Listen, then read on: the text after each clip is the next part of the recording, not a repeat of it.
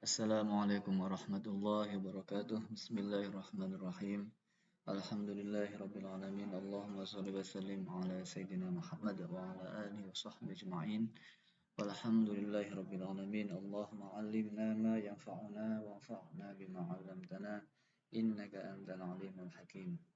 Baik, pada kali ini kita akan membahas tentang penulisan dalam Al-Qur'an, lahan dan gharib. Kita ke buku yang kita jadikan pegangan, yaitu jumhur menyatakan bahwasannya haram menulis mushaf dengan selain tulisan mushaf yang digunakan pada masa Utsman bin Affan radhiyallahu anhu. Sebagian ulama berpendapat boleh menulis mushaf dengan tulisan sekarang, artinya dengan kaidah imla. Karena mushaf Al-Qur'an yang kita ada sekarang itu tidak berdasarkan rasm imla'i, tapi rasm Utsmani. Jadi banyak beberapa tulisan yang tidak mengikuti kaidah imla kontemporer ya. Pendapat ini lemah atau dhaif. Jadi pendapat yang membolehkan menulis mushaf dengan tulisan sekarang ini dianggap lemah. Saya kasih contoh langsung ya, hendaknya dalam membaca Al-Qur'an memperhatikan beberapa penjelasan berikut ini tentang al-maqtu' wal mausul, yang terputus dan yang bersambung. Langsung saja kita ke contohnya. Anla ini tulisannya Allah. An ini kalimat huruf, la juga kalimat huruf. Kalau berhenti nggak boleh an gitu. Misalkan an harus Allah. Innama, inna ini kan satu kalimat huruf, ma kalimat huruf. Jadi kalau berhenti ya Allah, nggak boleh an, nggak boleh in, harus innama dan Allah. Nah, itu contohnya. Al-hazfu wal isbat, itu membuang dan menetapkan. Contohnya kita lihat ya ayyuhallazina amanu.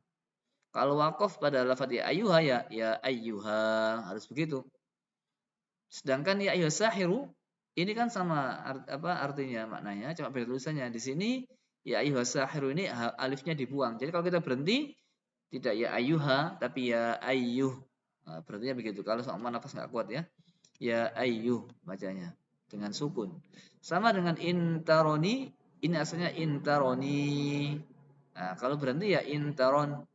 Rabbi akroman, kalau berhenti ya akroman, nggak boleh akrom. Asalnya ini adalah akromani, ada ya, ya yang dibuang.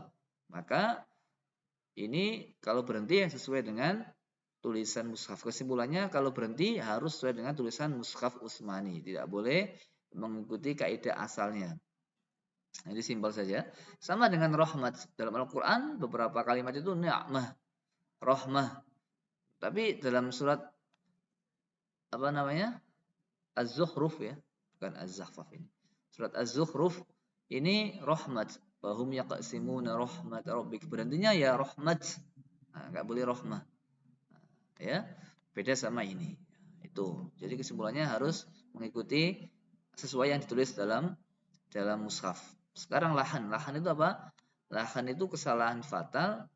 Jadi ada dua, lahan jali sama lahan khafi.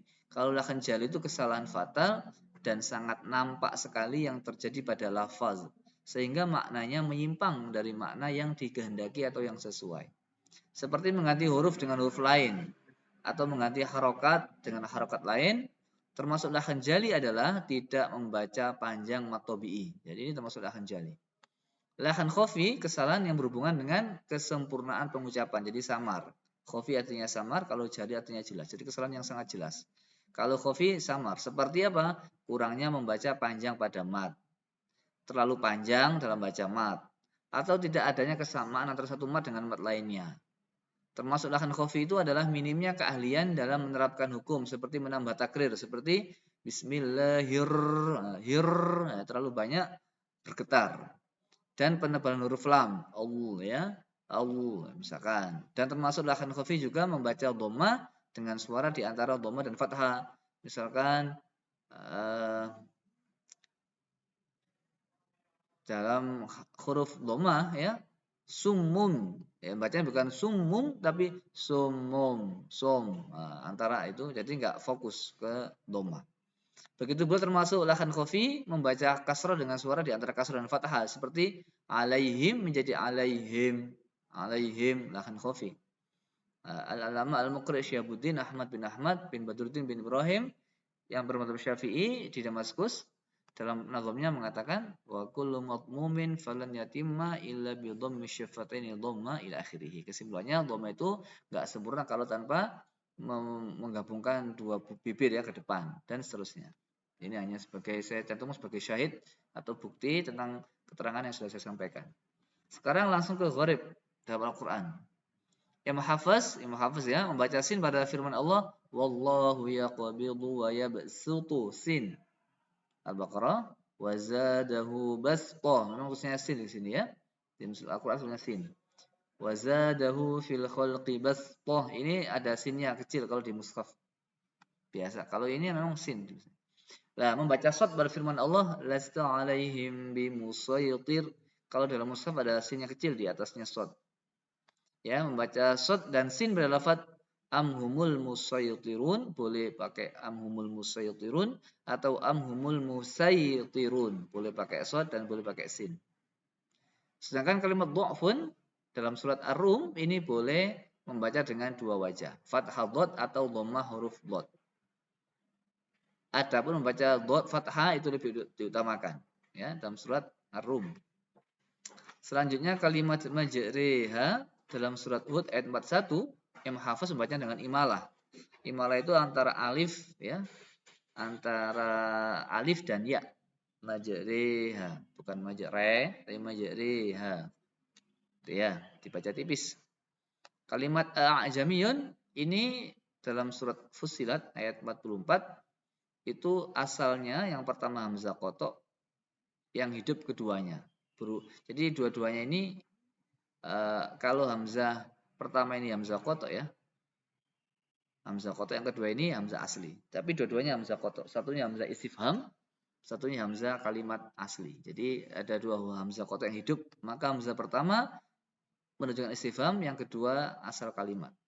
Maka bacanya dengan tashil. Tashil itu antara alif dan hamzah, bukan antara alif dan ha ya. Jadi a'jamiyun, bukan aha, tapi a'jamiyun, a'jamiyun. Antara alif dan hamzah. Banyak yang baca aha, ini enggak benar. Jadi a'jamiyun. Selanjutnya lafaz atani dalam surat Naml ini ada dua wajah. Jadi kalau berhenti itu ataniyal kitab atau atani. Ya, kalau berhenti atani atau atan. Menetapkannya yang mati di atani fama atani Allahu khairum mimma atakum. Itu kalimat sempurnanya. Kalau wakaf yang wajah kedua membuang ya jadi atan. Adapun jika dalam keadaan wasol maka ditetapkan ya fama atani Allah. Jadi kalau wasol ya dibaca sesuai yang ditulis, hanya ketika wakaf saja. Kalau wasol sesuai ya. Selanjutnya ini juga am lahum syirkun fis samawati ituni. Kalau berhenti di sini bacanya ituni, bukan ituni ya. Tapi kalau sambung fis samawati tuni, itu bacanya. Lalu dalam membaca ini menyambung antara alif lam mim dengan Allah pada surat Ali Imran. Ini ada 3 cara. Yang pertama wakaf biasa, alif lam mim Allah, itu ya. Yang kedua kalau wasol ada dua wajah. Yang pertama mimnya dibaca pendek. Alif lam mim Allahu la ilaha illa huwal hayyul qayyum. Jadi mimnya 2 harokat tapi di fathah. Yang selanjutnya mimnya dibaca 6 harokat di fathah. Kalau wasol ya. Alif lam mim Allahu la ilaha illa huwal hayyul qayyum. Nah, seperti itu bacanya ya. Ini keterangannya sudah. Adapun membaca akhir Al-Bara'ah, akhir Anfal dengan Bara'ah itu punya 3 wajah. Yang pertama waqaf biasa, innallaha bikulli syai'in alim.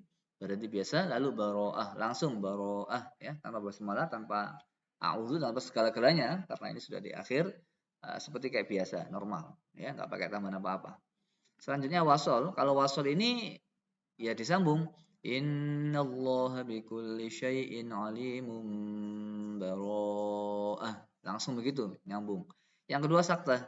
Innallaha bikulli syai'in alim. Baro'ah. Jadi berhenti tanpa nafas lalu sambung baro'ah.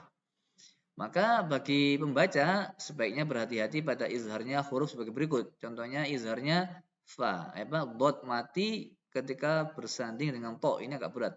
Famanil turro, nah ya. Atau zo yang mati ketika bersanding dengan ta. Awa'azta, hati-hati saja ya, jangan sembrono, jangan tergesa-gesa. Agar bacaan Al-Quran seseorang bisa baik, maka harus memperhatikan dua hal berikut ini. Yang pertama, banyak mendengar pengucapan yang baik, yang benar. Jadi sering mendengarkan yang murotal ya. Jangan mendengarkan yang ngajinya tergesa-gesa. Yang kedua, sering mempraktekkan pengucapan bacaan yang benar dengan memperhatikan hukum-hukum bacaan. Cara wasol dan waqaf pada beberapa surat yang dimulai dengan huruf berikut ini, perhatikan. Huruf yang dimulai dengan satu huruf atau dua huruf tapi setelahnya berupa qasam, contohnya qaf, nun, yasin. Gimana cara wasolnya? Yasin wal Quran, gimana bacanya?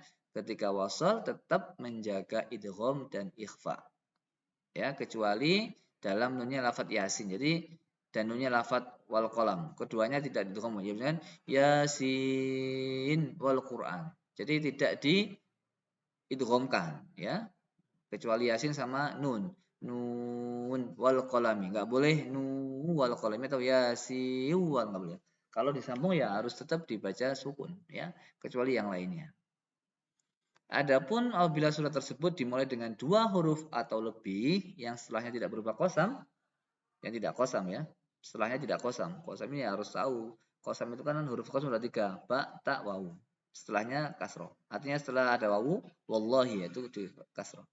Maka baik waqaf atau wasol tidak ada bedanya. Contoh misalkan posin tilka, karena tilka ini bukan huruf qasam, maka gimana menyambungkan posin dengan huruf setelahnya, dengan kalimat setelahnya? Jadi diidghamkan posin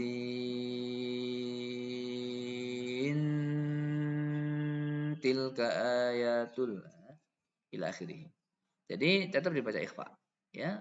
Boleh berhenti pada sin tentunya. Posin berhenti tilka yang normal ya.